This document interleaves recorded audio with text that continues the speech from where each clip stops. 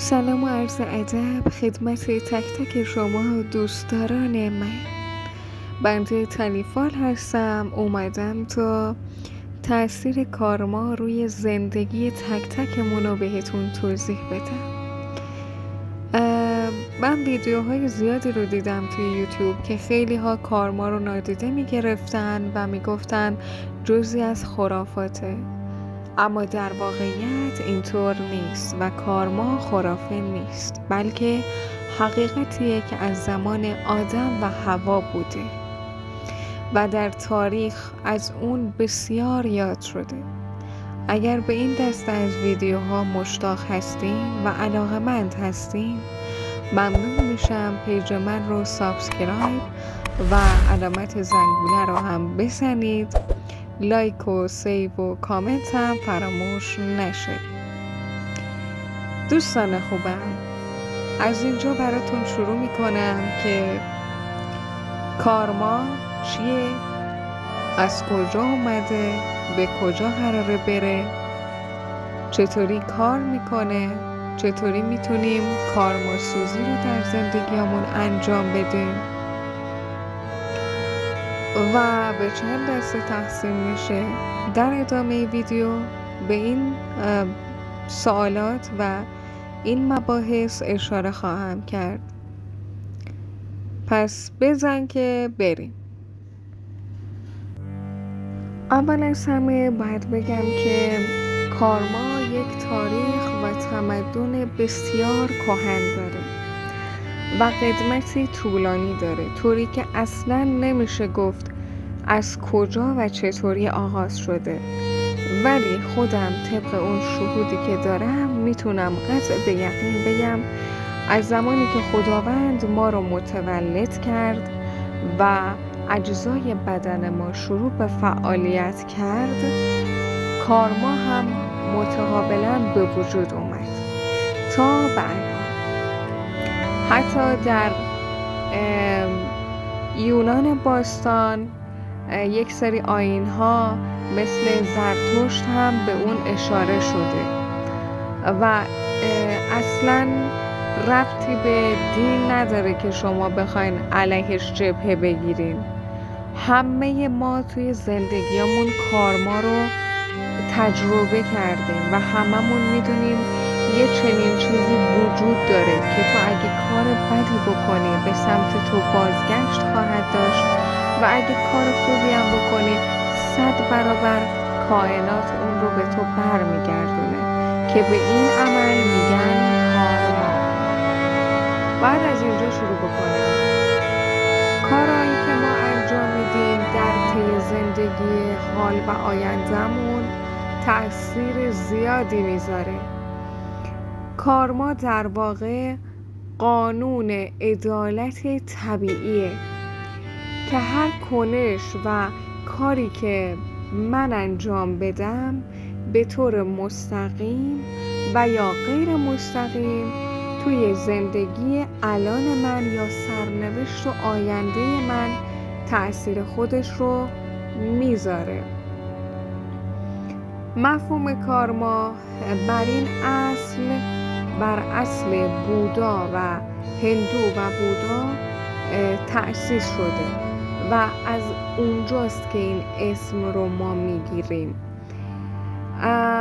و اینو باید بهتون بگم بچه ها، همونطور که میدونید، حالا دوستانی که اهل جامعه شناسی و خوندن کتاب های جامعه شناسی هستن، در مبتدی ترین کتاب ها هم راجع به نظام طبیعت و نظام اجتماع صحبت شده.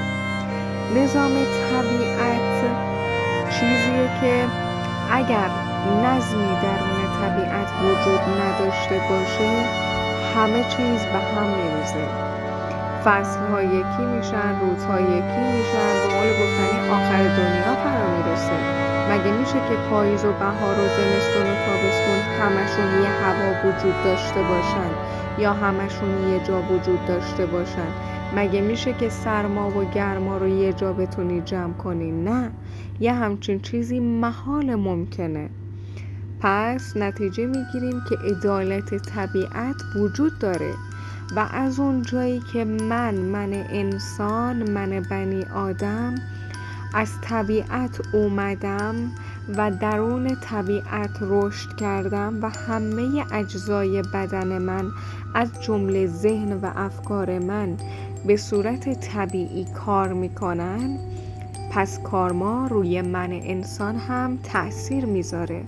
اونایی که میگن کارما وجود نداره و یک خرافه‌ای بیش نیست، اون افراد خودشون رو از نظام طبیعت جدا دونستن، انقدر غرق در نظام اجتماع شدن، انقدر خودشون و آدم‌های دورشون رو دیدن و درگیر این مسائل شدن که دیگه فکر میکنن ما وجود نداریم، ما اصلا طبیعی نیستیم، ما یه چیزی هستیم که اتومات داریم کار میکنیم و یه همچین چیزی محال ممکنه. کارما برگشت توی زندگی تک تکمون داره. حالا ممکنه در زمان حال اون رو تجربه بکنیم یا در آینده دور و نزدیک، این بسته به شرایطش داره. با توجه به این، کارما یک قانون برابری رو برای تک تک افراد به وجود آورده که همه کارها و رفتار رو مسئول و ثابت نگه می‌داره و کارما رو در هندو و بودا به دو دسته تقسیم می‌کنن: کارمای ساکشیتا و کارمای فیروشا.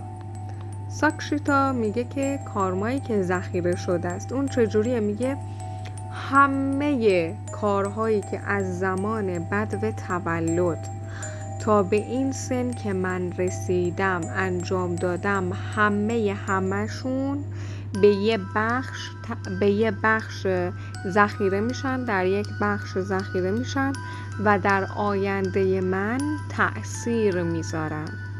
اما کارمای فیروشا یا کارمای در حال انجام میگه که تو کارهای جزئی که کردی، حالا ممکنه بزرگم باشن ولی یه دونن، اون یه دونه تأثیر خودش رو توی زندگی تو میذاره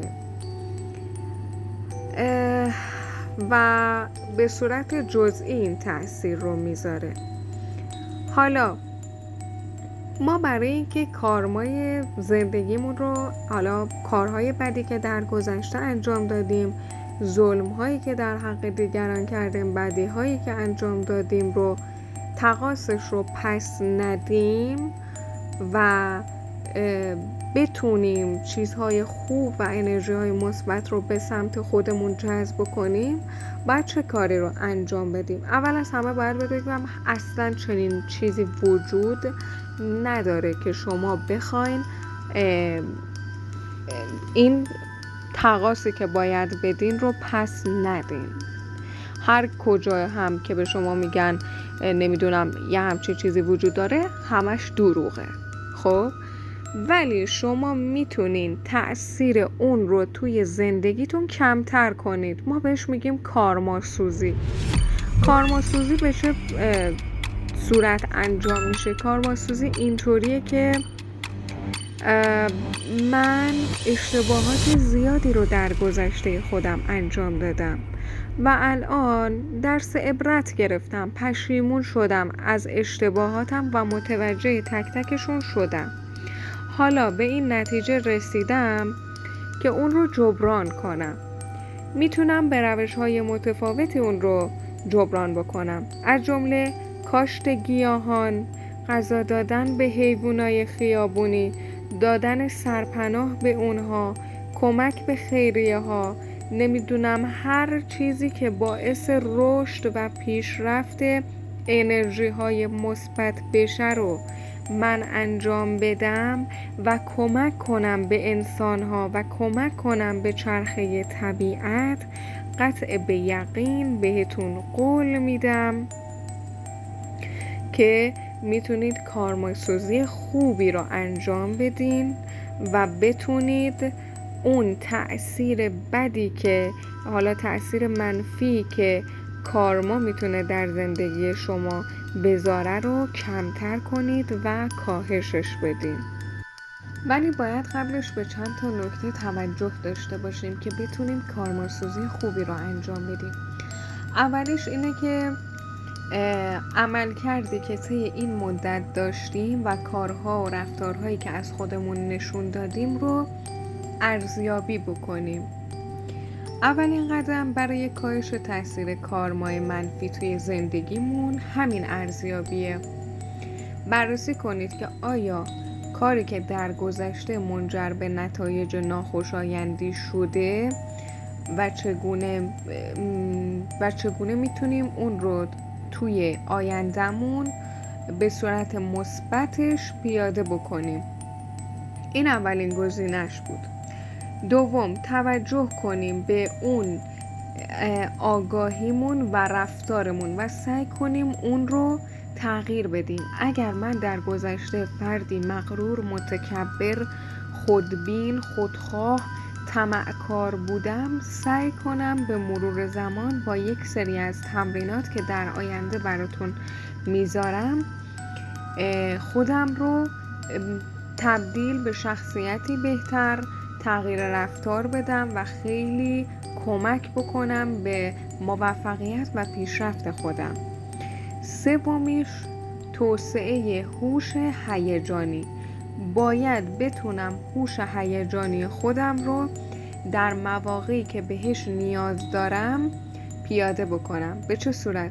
به این صورت که مثلا من در موقعیتی دشوار و تنش‌زا قرار گرفتم، باید بتونم به جای این که بیشتر عصبانی بشم و بیشتر خودم رو درگیر بکنم و واکنش‌های غیر سازگار از خودم نشون بدم، به صورت خندیدن، لبخند زدن، آروم شدن و تمرینات تنفسی خودم رو کنترل بکنم و با محیطی که هست سازگار بشم.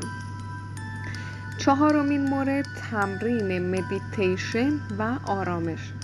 خیلی از ما میدونیم مدیتیشن، یوگا، و یک سری از مسائل دیگه باعث میشن اثرات منفی از روح ما خارج بشه و ما از لحاظ روحی و معنوی پاکسازی کامل داشته باشیم. این رو بدونید که مدیتیشن ها فقط باعث میشن که شما پاکسازی درونی انجام بدید که من در ویدیوهای بعدی پاکسازی درونی رو کامل برای شما توضیح خواهم داد. پنجمین مورد عمل بهبود بخش. به جای تمرکز بر نتایج و تأثیرات قبلی کارما به بهبود بخشیدن به عمل کرد و رفتار خودمون تمرکز کنیم. با تلاش برای بهبود روز به روز میتونیم تأثیر کارمایی که در آینده قرار به وجود بیاد رو از بین ببریم. یعنی اینکه به جای اینکه دست کنیم و بگیم میره یک عملی هم انجام بدیم. امیدوارم که تا اینجای ویدیو راضی بوده باشین. تا ویدیوی دیگه خدایا رو نگهدارتون.